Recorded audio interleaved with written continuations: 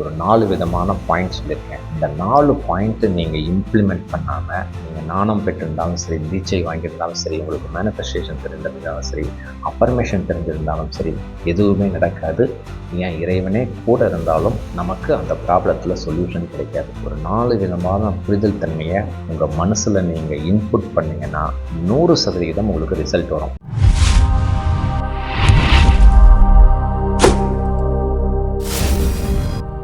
அன்பு வணக்கம். ஒரு அற்புதமான தலைப்பை நாம் டிஸ்கஸ் பண்ணலாங்க. அதாவது நிறைய பேர் என்கிட்ட கேட்குற கேள்விகள் என்ன தெரியுங்களா? தேவைகளை ப்ரேயர் பண்ணுறேன் சார், கோயிலுக்கு போகிறேன் சார், நான் மசூதிக்கும் போகிறேன் சார், எனக்கு இஷ்டப்பிடிச்ச தெய்வத்துக்கிட்ட நான் கேட்டுட்டு தான் சார் இருக்கேன். இருந்தாலும் என்னோடய தேவைகள், என்னோடய ப்ராப்ளம் சால்வ் ஆகவே மாட்டேங்குது சார். காலையில் 4 மணிக்கு எந்திரிக்கிறேன், ப்ரேயர் பண்ணுறேன், லா ஆஃப் அட்ராக்ஷன் தெரியும், சீக்ரெட் தெரியும், மேனிஃபெஸ்டேஷன் தெரியும், அஃபர்மேஷன் தெரியும், 108 முறை எழுதுகிறேன் சார், ஸ்கிரிப்டிங் மெத்தட் பண்ணுறேன், எல்லாமே நான் பண்ணுறேன் சார். என்னோடய மனசில் யாருக்குமே துரோகம் செய்யணும் அப்படிங்கிற எண்ணமே இல்லை சார். ஆனாலும் என் தேவைகள் நடக்க மாட்டேங்குது சார். இன்னும் ஒரு சிலர், சார் எனக்கு சக்ராஸ் பயிற்சியெல்லாம் தெரியும் சார், நான் தீட்சை வாங்கியிருக்கேன் சார், பல குருமார்களோடு இருந்திருக்கேன், நாணம் பெற்றிருக்கேன், இருந்தாலும் என்னோடய தேவைகள் நடக்க மாட்டேங்குது சார். அப்போ இந்த இறைவன், நமக்கு மேலே இருக்கிற சக்தி அல்லது எனக்கு பிடிச்ச கடவுள் என்னோட கூட ட்ராவல் பண்ணி எந்தெந்த இடத்துல ப்ராப்ளம் வருதோ அதெல்லாம் சால்வ் பண்ணாதா அப்படின்னு சொல்லி நிறைய பேர் கேட்குறீங்க. ஒரு உண்மையை புரிஞ்சுக்கங்க. இந்த வீடியோவில் ஒரு 4 விதமான பாயிண்ட் சொல்லியிருக்கேன். இந்த 4 பாயிண்ட்டு நீங்கள் இம்ப்ளிமெண்ட் பண்ணாமல் நீங்கள் நாணம் பெற்றிருந்தாலும் சரி, தீட்சை வாங்கியிருந்தாலும் சரி, உங்களுக்கு மேனிஃபெஸ்டேஷன் தெரிஞ்சிருந்தாலும் சரி, அஃபர்மேஷன் தெரிஞ்சிருந்தாலும் சரி, எதுவுமே நடக்காது. ஏன் இறைவனே கூட இருந்தாலும் நமக்கு அந்த ப்ராப்ளத்தில் சொல்யூஷன் கிடைக்காது. ஒரு 4 விதமான புரிதல் தன்மையை உங்கள் மனசில் நீங்கள் இன்புட் பண்ணிங்கன்னா 100% உங்களுக்கு ரிசல்ட் வரும். இன்கேஸ் இது வரைக்கும் இந்த புரிதல் தன்மை இல்லைனாலும் இதை செயல்படுத்துங்க. செயல்படுத்தினா 100% இந்த இறைத்தன்மை உங்களோட பயணித்து உங்கள் வாழ்க்கையில் என்னென்ன டிஸ்டர்பன்ஸ் வருதோ அதையெல்லாம் கிளியர் பண்ணி நீங்கள் 100% சக்ஸஸ் ஆகிறதுக்கு வழியை கொடுத்தே தீரும். இது என்னோட அனுபவ பதிவு. இதை செயல்படுத்துறதுல உங்கள் கேள்விகள், சந்தேகங்கள் இல்லை உங்கள் வாழ்க்கையில் ஏதாவது சூழ்நிலைகள் இருந்தால் என்னுடைய வாட்ஸ்அப் நம்பர் 9342197811 வாய்ஸ் மெசேஜ் பண்ணுங்கள். கட்டணம்லாம் எதுவும் கிடையாதுங்க. நான் எப்போ ஃப்ரீயாக இருக்கிறேனோ டைம் ஸ்லாட் கொடுக்குறேன், நலமாக பேசலாம், அற்புதமாக சொல்யூஷன் நோக்கி போகலாங்க. 4 விஷயம் நான் சொன்னேன், கொஞ்சம் உங்கள் வாழ்க்கையோட பொருத்தி பாருங்கள். அப்போ தான் இந்த உண்மைத்தன்மை புரியும். ஃபஸ்ட்டு விஷயம், நம்ம வாழ்க்கையில் நமக்கு ஃப்ரெண்ட்ஸ் இருப்பாங்க, ரிலேட்டிவ்ஸ் இருப்பாங்க, பார்ட்னர்ஸ் இருப்பாங்க, என் கூடவே இருப்பாங்க. ஒரு நம்பிக்கை துரோகம், கூடவே இருந்து கழுத்தறுத்துருவாங்க. அனைவரும் ஒவ்வொருத்தரும் வாழ்க்கையில் இதை கடந்து வந்து தான் இருக்கணும். பண இழப்பாக இருக்கலாம், சொத்து இழப்பாக இருக்கலாம், நகை இழப்பாக இருக்கலாம், நபர் இழப்பாக இருக்கலாம், ஏதோ ஒரு இழப்பு நமக்கு வாழ்க்கையில் ஏற்படுது. அப்போது 2 புரிதல் தன்மை நமக்கு வேணுங்க. இந்த 2 புரிதல் தன்மை இல்லாதனால தான் நம்ம தோத்துக்கிட்டே இருக்கோம். ஃபஸ்ட்டு புரிதல் தன்மை, இந்த சூழ்நிலை நடந்ததுக்கு என்னுடைய பங்கு இருக்கா இல்லையா? கொஞ்சம் வாழ்க்கையோட பொருத்தி பாருங்கள். 100% நம்ம பங்கு இல்லாமல் இந்த சூழ்நிலை நடந்தே இருக்காது. ஸோ அந்த அக்செப்டன்ஸ் ஃபஸ்ட்டு ஏற்றுக்குங்க. ஏற்றுக்கொள்ளுதல், அக்செப்டன்ஸ். ஆமாம், இது என்னோட பங்கு இருக்குது, அதனால தான் இந்த சூழ்நிலை ஏற்பட்டிருக்கு, இந்த நம்பிக்கை துரோகம் ஏற்பட்டதுக்கு என்னுடைய பங்கு இருக்குதுன்னு சொல்லி ஃபஸ்ட்டு அக்செப்ட் பண்ணிக்கங்க. பொருத்தி பாருங்கள். நான் உங்களை அக்செப்ட் பண்ணுங்கன்னு சொல்ல, உங்கள் பங்கு இல்லாமல் அந்த சூழ்நிலையே நடந்திருக்காதுங்கிறது தான் என்னுடைய அனுபவம். 2வது விஷயம், நமக்கு அந்த துரோகம் பண்ணிட்டாங்க, இல்லை நமக்கு ஒரு பண இழப்பு கொடுத்துட்டாங்க. அந்த நபர் ஆணாகவும் இருக்கலாம், அவனாகவும் இருக்கலாம், அவளாகவும் இருக்கலாம். அவங்க விழிப்புடன் இல்லை, அறியாமையில் இருக்காங்க. அதனால தான் அந்த அவனின் அல்லது அவளின் செயல்பாடுகள் என்னை பாதிக்குது அப்படின்னு புரிஞ்சுக்குங்க. இந்த 2 தன்மை நமக்கு வேணும். ஒரு துரோகம் நடக்குதுன்னா அப்படியே சாதாரணமாக நடந்துடாதுங்க. ஃபஸ்ட்டு நம்மளோட செயல்பாடுகள் அதில் முக்கிய பங்காக இருக்கும். 2வது, அவங்க அறியாமையில் இருக்காங்க, அவங்க விழிப்புடன் இல்லை, அதனால தான் அவங்க செயல்பாடுகள் நம்ம மனசை பாதிக்குது அப்படின்னு சொல்லி அண்டர்ஸ்டாண்ட் பண்ணிக்கங்க. இந்த 2 ஸ்டெப்பை நீங்கள் ஃபாலோ பண்ணிங்கன்னா 100% அது பண இழப்பாக இருக்கட்டும், பொருள் இழப்பாக இருக்கட்டும், சொத்து இழப்பாக இருக்கட்டும், நகை இழப்பாக இருக்கட்டும், நபர் இழப்பாக இருக்கட்டும், இந்த இறைவன் நம்ம கூட இருந்து கைட் பண்ணி அதுக்கு சொல்யூஷன் 100% கொடுத்தே தீர்வார். நம்ம என்ன செய்யுங்களா பண்ணுறோம்? தப்பெல்லாம் அவன் தான் பண்ணிட்டாங்க, அவங்க தான் துரோகம் பண்ணிட்டாங்கன்னு சொல்லி எப்போ நீங்கள் புலம்பிகிட்டே இருக்கிறீங்களோ அதுலேருந்து நீங்கள் வெளியிலேயே வர முடியாது. ஒரு எக்ஸாம்பிள் சொல்கிறேன், பொருத்தி பாருங்கள். பணம் கொடுத்து ஏமாந்துட்டீங்க, பல லட்சங்களா பல ஆயிரங்களோ. நம்ம என்ன சொல்கிறோம்? சார் நம்பி தான் சார் பணம் கொடுத்தேன், நம்பி தான் சார் நகையை கொடுத்தேன், கொடுத்துருவேன்னு சொன்னாங்க, என்னை ஏமாற்றிட்டாங்க. கொடுத்தது யார்? ஸோ நம்ம பங்கு இருக்கா? 100% நம்ம பங்கு இருக்குது. ஸோ கொடுத்தது நம்ம தான். ஆனால் அவன் ஏமாற்றிட்டான்னு சொல்லி அவனை திட்டிகிட்டே இருக்கீங்க. நல்லா புரியுதுங்களா சார்? உதவின்னு சொல்லி தான் சார். உதவிங்கிறதுக்கு அர்த்தம் நமக்கு தெரியல. உதவி அப்படின்னா எதையும் எதிர்பார்க்காமல் நம்மளால் என்ன கொடுக்க முடியுமோ அதுக்கு பேர் தான் உதவிங்கிறத இந்த நேரத்தில் புரிஞ்சு. அதனால் ஒரு பணம் கொடுக்குறீங்க, ஒரு பொருள் கொடுக்குறீங்க, ஒரு நகை கொடுக்குறீங்க, அது வரலைன்னா ஃபஸ்ட்டு புரிஞ்சுக்கிங்க, அந்த செயல்பாடுகள் நடந்ததுக்கு நம்ம பேர்லேயும் தப்பு இருக்குன்னு சொல்லி ஃபஸ்ட்டு அக்செப்ட் பண்ணிக்கங்க. அடுத்தது அவங்கக்கிட்ட இருந்து அந்த பணமோ நகையோ வரலைன்னா அவங்க நல்லவங்க தான், ஏதோ அவங்க விழிப்புடன் இல்லை, அவங்க அறியாமையில் இருக்காங்க, அதனால தான் அந்த நபரோட செயல்பாடுகள் நம்மளை பாதிக்குதுன்னு சொல்லி ஃபஸ்ட்டு அக்செப்ட் பண்ணிக்கங்க. இதுதான் ஃபஸ்ட்டு ஸ்டெப். இதை மட்டும் அக்செப்ட் பண்ணி பாருங்கள். அந்த பணமோ நகையோ பொருளோ உங்களுக்கு வந்து சேரும். அந்த நபர் மூலமாகவோ இல்லை வேறு வித மூலமாகவோ 100% வந்து சேருங்க. இது என்னுடைய அனுபவம். செயல்படுத்தி பாருங்கள், 100% நடக்கும். நம்ம பண்ணுற தப்பு எங்கே தெரியுங்களா?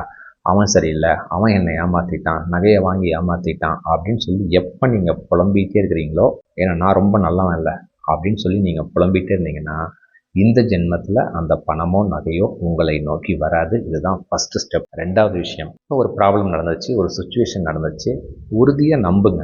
இந்த சூழ்நிலை, இந்த துரோகம், இந்த சுச்சுவேஷன் நடந்தது, இறைவன் எதையோ ஒன்று எனக்கு புரியறதுக்காக தான் இந்த சூழ்நிலையை கொடுத்துருக்கிறாரு அப்படின்னு சொல்லி 100% நம்புங்க. 100% நம்புனீங்கன்னா அதற்கு சொல்யூஷன் வந்தே தீரும்.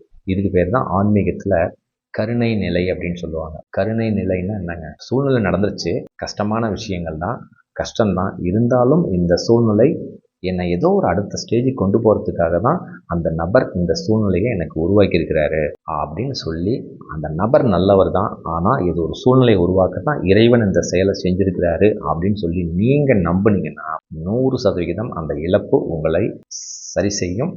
என்ன இழந்தீங்களோ அது உங்களை வந்து சேரும். இதுதாங்க உண்மை. ஒரு உதாரணம், ஒரு சொத்து, உங்களுக்கு வர வேண்டிய சொத்து தான், ஏமாற்றிட்டாங்க, உங்கள் விட்டு போயிடுச்சு. ஐயோ ஏமாற்றிட்டானே, இந்த மாதிரி துரோகம் பண்ணிட்டானே அப்படின்னு நினைக்கிறத விட, எதையோ ஒரு உணர்த்த தான் இந்த சூழ்நிலையை இந்த நண்பர், இந்த உறவு முறை எனக்கு கொடுத்துருக்கு அப்படின்னு நம்பி பாருங்கள், உங்கள் வாழ்க்கையில் ஒரு மிராக்கிள் ஏற்படும். அதை விட அதிகமான சொத்து உங்களை வந்து சேரும். இது 100% என் வாழ்க்கையில் நடந்திருக்கு. அதை தான் உங்களுக்கு அழுத்தி சொல்கிறேன். மூணாவது விஷயம், நன்றியுணர்வு. நன்றியுணர்வுனா எல்லாருமே என்ன நினச்சிக்கிறீங்கன்னா, நன்றி சொல்கிறது, நன்றி சொன்னால் போதும், நமக்கு எல்லா தேவைகள் கிடைச்சிடும்னு நினைக்கிறீங்க. நன்றி சொல்கிறதுனா சாதாரண விஷயம் இல்லைங்க. இந்த நன்றி சொல்கிறதுங்கிறது 1000 அர்த்தங்கள் இருக்குது. ஒரு நன்றியுணர்வோடு நீங்கள் செயல்படணும். நம்ம வாழ்க்கையில் இருக்கிற பணம், பொருள், நபர். பொருள்னா என்னங்க? வீடு இருக்கலாம், நகை இருக்கலாம், கார் இருக்கலாம், சொத்து இருக்கலாம், எதுவாக இருந்தாலும் நம்மக்கிட்ட என்னென்ன இருக்கோ, ஒரு 2 வீலர் கூட இருக்கலாம், ஒரு 4 சட்டை, ஃபேனு, எது இருக்கோ எல்லாத்துக்கும் நன்றி சொல்லுங்கள். அதே மாதிரி நபர்கள், நம்ம வாழ்க்கையில் கடந்து வந்த நபர்கள், அம்மா இருக்கலாம், அப்பா இருக்கலாம், தம்பி, அண்ணன், ஃப்ரெண்ட்ஸு, ரிலேட்டிவ்ஸு, கணவன், மனைவி, எல்லா நபர்களுக்குமே ஃபஸ்ட்டு நன்றியுணர்வு சொல்கிறேங்க. இந்த இடத்துல ஒரு சின்ன ரிக்வெஸ்ட்டு சொல்கிறேங்க. நான் நன்றியுணர்வாக தான் இருக்கிறேன் அப்படின்னா நீங்களே உங்களை டெஸ்ட் பண்ணிக்கங்க. 100% நீங்கள் நன்றியுணர்வோடு இருந்தீங்கன்னா உங்கள் வாழ்க்கையில் பயம், பதட்டம், பொறாமை இருக்காது. இல்லை சார் கொஞ்சம் பயம் இருக்குது சார், கொஞ்சம் பதட்டம் இருக்குது சார், கொஞ்சம் பொறாமை இருக்குது சார், நீங்கள் நன்றியுணர்வாக இல்லை. ஏன்னா நீங்கள் சொல்கிற நன்றியுணர்வை உங்கள் ஆழ் மனசு, சப்கான்ஷியஸ் மைண்டு கேட்கல.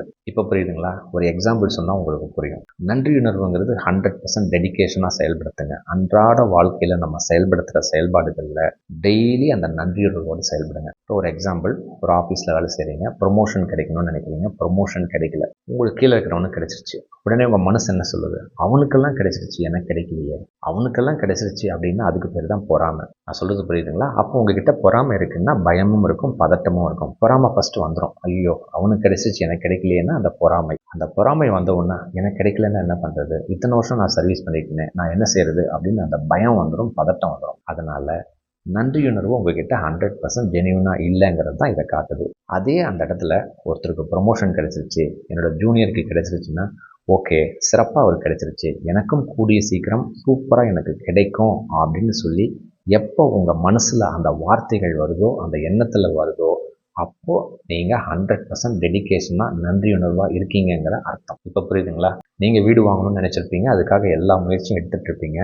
திடீர்னு நம்ம கூட வேலை செஞ்சவரோ இல்லை நம்ம அண்ணனோ தம்பியோ அவங்க பசங்க வீடு வாங்கிடுவாங்க. உடனே உங்களுக்கு என்ன தோணும்? நான் வீடு வாங்கணும்னு நினச்சிட்டு இருந்தேன், அவன் எப்படிடா வாங்கிட்டான் அப்படின்னா இதுக்கு பேர் தான் பொறாமை. இந்த பொறாமை இருக்கிற இடத்துல பதட்டம் வந்துடும், பயம் வந்துடும், ஐயோ ஏன் நடக்கலையான்ட்டு. அந்த மாதிரி சூழ்நிலைகள் வரும்பொழுது இன்னும் நன்றியுணர்வாக செயல்படுங்க. ஓகே அவர் வீடு வாங்கிட்டாரா, இறைவனர்களால் எனக்கும் ஒரு அற்புதமான வீடு, இந்த பிரபஞ்சம், இந்த இறைவன் எனக்கு சூப்பராக கொடுத்துக்கிட்டே இருக்குது, நான் ரொம்ப சந்தோஷமாக இருக்கேன் அப்படின்னு நன்றியுணர்வோடு நீங்கள் செயல்படுத்தினீங்கன்னா உங்கள் மனசில் இந்த பயம், பதட்டம் 100% இருக்காது. இந்த இறைவன், இந்த பிரபஞ்சம், உங்களுக்கு பிடிச்ச கடவுள் எந்த சூழ்நிலை, எந்த பிரச்சனை உங்களுக்கு வந்தாலும் கைட் பண்ணும், உங்களோட இருக்கும். அதுலேருந்து 100% உங்களை கிளியர் பண்ணும். எழுதி வச்சுக்கோங்க, இது நடந்தே தீரும். 4வது விஷயம், ஒரு வேலை செய்கிறீங்க, ஒரு தொழில் செய்கிறீங்க, 100% டெடிக்கேஷனோட வேலை செய்யுங்க. ஏதாவது ஒரு எதிர்பார்ப்பு, எக்ஸ்பெக்டேஷன் வச்சுட்டு எந்த வேலையுமே செய்யாதீங்க. ஆன்மீகத்தில் இதுக்கு பேர் தான் சொல்லுவாங்க, கடமையை செய், பலனை எதிர்பார்க்காதேன்னு சொல்லுவாங்க. பலனை எதிர்பார்க்காதீங்க. 100% டெடிக்கேஷனோட அந்த வேலையோ செயலையோ நீங்கள் செஞ்சீங்கன்னா அந்த வேலையில் நீங்கள் தான் நம்பர் 1, அந்த தொழிலில் நீங்கள் தான் நம்பர் 1. நான் சொல்கிறது புரியுதுங்களா? இப்போ ஒரு விளையாட்டு விளையாடுறீங்க, ஜெயிப்போம் தோப்போம் நல்லா தெரியும். ஆனால் 100% கான்சன்ட்ரேஷனோட ஏன் விளையாடுறோம்? அடுத்த தடவை ஜெயிக்கணும்ன்ட்டு. இதுதான் ஆன்மீகத்தில் பலனை எதிர்பார்க்காமல கடமையை டெடிக்கேஷனாக செய் அப்படின்னு சொல்கிறாங்க. ஒவ்வொரு செயலும், ஒவ்வொரு வேலையும் நீங்களும் செய்யுங்க. ஒரு வேலையில் இருக்கலாம், ஒரு தொழில் இருக்கலாம். நம்மலாம் அப்படி செய்கிறோம், ஒரு தொழில் செஞ்சால் லாபம் கிடைச்சே தீரணும். நஷ்டம் வந்துட்டா ஐயோ என்னாச்சுன்னே தெரியலையே. அதாவது ஒரு தொழில் செய்யும் பொழுது லாபமும் வரும், நஷ்டமும் வரும். கடமையை செய், பலனை எதிர்பார்க்காத. அந்த தொழிலில் நீங்கள் தான் நம்பர் 1. ஒரு படிப்பு இருக்குது, ஒரு எக்ஸாம் எழுதுறீங்க, பலன் ப்ளஸ்ஸும் ஆகலாம், மைனஸும் ஆகலாம். ஆனால் அதை எதிர்பார்க்காம கடமையை கான்சன்ட்ரேஷனோட அந்த நேரத்தில் 100% டெடிக்கேஷனோட நீங்கள் செஞ்சீங்கன்னா அந்த எக்ஸாமில், அந்த தேர்வில் நீங்கள் தான் நம்பர் 1. இது எழுதி வச்சுக்கிங்க, நடந்தே தீரும். ஸோ இந்த 4 விஷயங்கள் போதுங்க. இந்த 4 விஷயங்கள் நீங்கள் செயல்படுத்தினீங்கன்னா இந்த இறைத்தன்மை, உங்களுக்கு பிடிச்ச கடவுள், இந்த பிரபஞ்சம் உங்களோட இருந்து எந்த பிரச்சனைகள், எந்த சூழ்நிலைகள் ஏற்பட்டாலும் உங்களை கைட் பண்ணி உங்கள் வாழ்க்கையில் ஒரு மிராக்கிளை ஏற்படுத்தும்ங்கிறது தான் என்னுடைய அனுபவம். கொஞ்சம் உங்கள் வாழ்க்கையோட பொருத்தி பாருங்கள். இந்த வீடியோ பார்த்த நொடியிலிருந்து இந்த 4 விஷயங்களை புரிஞ்சு இம்ப்ளிமெண்ட் பண்ணிங்கன்னா 100% உங்கள் வாழ்க்கையில் உங்கள் தேவைகள் நடந்தே தீரும். இந்த வீடியோ உங்களுக்கு ரொம்ப பிடிச்சிருக்கும் அப்படின்னு நம்புகிறேங்க. இந்த வீடியோவை உங்கள் நண்பர்களுக்கு, உறவினர்களுக்கு, அன்பானவர்களுக்கு அற்புதமாக ஷேர் பண்ணுங்கள். அடுத்த காணொலியில் இன்னும் ஒரு நலமாக சூப்பரான தலைப்பில் நிறைவாக சந்திக்கலாங்க. மிக்க நன்றி, மகிழ்ச்சி.